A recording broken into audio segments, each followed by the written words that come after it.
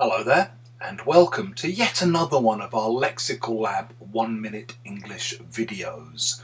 If you enjoy this video, please do subscribe to our YouTube channel and check out our website www.lexicallab.com to see what else we have to offer you. I have to actually begin today's video with a little bit of a confession, and it's this. I spend way more time on Twitter than I probably ought to. I realise Twitter can be quite a toxic space sometimes, but I still find it quite fascinating. And one of the people that I like to read the most on Twitter, one of the people that I follow, is an ex-professional footballer called Neville Southall, who used to play in goal for Everton in the 80s and 90s.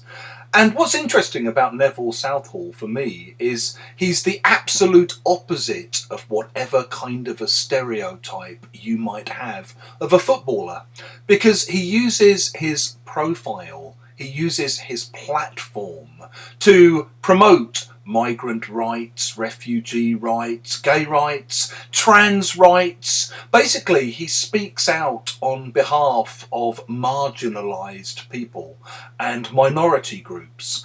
And as a result, he gets a lot of flack for his opinions. He catches a lot of flack for them. If you get or you catch or you take a lot of flack, you get publicly criticised a lot by lots of different people for something you say or something you do. Originally, flak was a word for anti-aircraft artillery. So when aircrafts were flying over a city during the war, people down below would be firing flak at them. So it's that idea of coming under attack.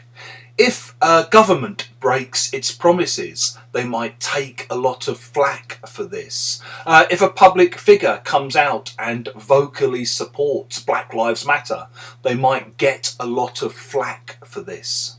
If you've enjoyed this video, please click like, share it with your friends, and in the comments section below, we'd love to hear examples of people you can think of who've taken a lot of flack for something.